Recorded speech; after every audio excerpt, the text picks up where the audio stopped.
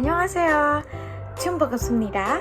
제 이름은 디아나 노발리나 putri입니다. Konnichiwa, watashi wa Rina desu. Assalamualaikum warahmatullahi wabarakatuh. Asmi Ana, Devinia Claresta Seviana Syahla. Wow, keren banget sih jujur. Tapi pernah nggak sih terlintas di pikiran kalian kenapa kok kita bisa bicara beberapa bahasa? Oke nih Lita, sebenarnya tuh ada 3 faktor utama kenapa orang tuh bisa jadi bilingual bahkan multilingual. Faktor yang pertama adalah usia penguasaan, alias di masa apa sih orang itu mulai melajari sebuah bahasa selain dari bahasa ibu. Nah bahkan ya beberapa peneliti tuh percaya kalau ada masa kritis sampai 18 tahun untuk seseorang itu bisa mempelajari bahasa lain selain bahasa ibu. Nah oleh sebab itu ini teman-teman, kalau misalnya kita terlambat belajar sebuah bahasa, mungkin saja kita nggak bisa semahir penutur aslinya. Oleh sebab itu juga teman-teman, kalau misalnya kita lihat anak-anak zaman sekarang ya, kayaknya kalau ngomong bahasa Inggris kan kayak UI sama accentnya kan bisa mirip sama orang bule gitu kan. Nah yang kedua itu juga ada faktor dari lingkungan belajar. Nah lingkungan belajar ini meliputi rumah, sekolah, komunitas, media massal ya seperti YouTube tadi ya, YouTube atau Instagram atau TikTok, dan juga budaya sekitarnya. Nah ini juga memberikan peluang dan juga tantangan ya agar orang itu bisa melatih keterampilan bahasa keduanya atau yang bahasa lainnya ya dengan orang dan materi yang berbeda. Bisa aja nih contohnya si Diana ya, di rumah dia bicara bahasa Jawa Krama Inggil gitu kan, tapi di kampus dia kan pasti kebanyakan pakai bahasa Indonesia kan. Nah berhubung karena Diana ini di rumah dia sering pakai bahasa Jawa, nah di situ dia bisa belajar menggunakan bahasa Jawa di luar bahasa ibu yaitu bahasa Indonesia. Nah yang ketiga adalah faktor motivasi.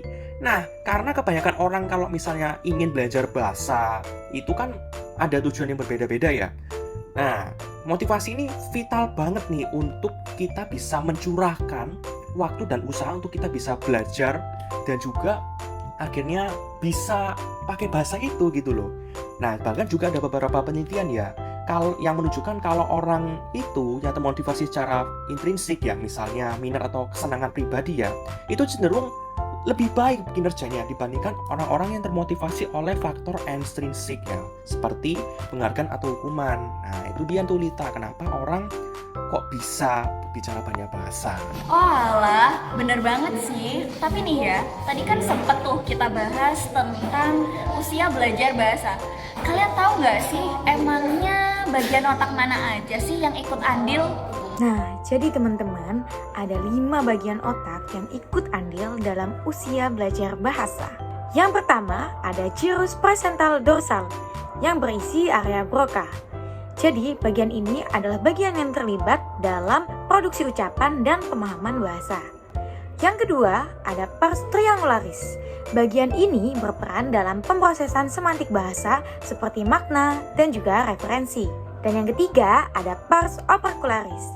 Kalau bagian ini berperan dalam perencanaan motorik dan juga pelaksanaan gerakan bicara, seperti artikulasi dan prosodi. Nah, yang keempat ada gyrus temporal superior yang berisi area Wernicke. Bagian ini berperan untuk pemahaman dan interpretasi bahasa. Last but not least, bagian yang terakhir, bagian yang kelima yaitu planum temporale.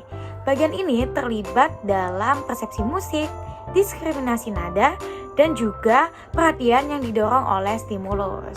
Jadi itulah dia 5 bagian yang terlibat dalam usia belajar bahasa. Oh iya, kalau yang aku baca nih ya, ternyata kelima bagian ini lebih banyak aktif dibandingkan orang yang monolingual. Nah, jadi fungsi kerja otak kita juga semakin efisien untuk pemrosesan. Bahkan, beberapa penelitian menunjukkan bahwa mempelajari bahasa baru dapat mengubah struktur dan fungsi otak dalam berbagai cara.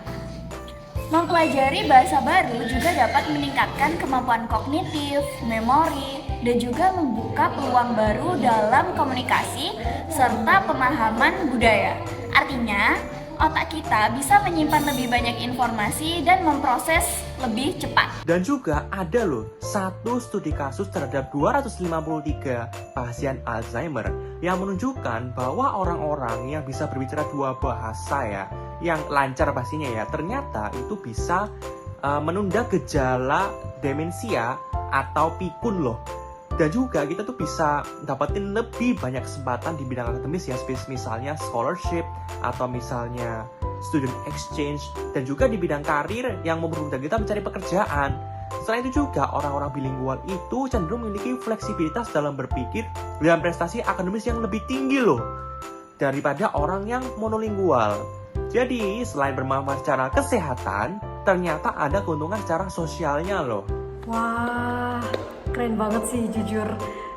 Jadi itu tadi ya teman-teman, fenomena multilingualism dan manfaatnya untuk kita.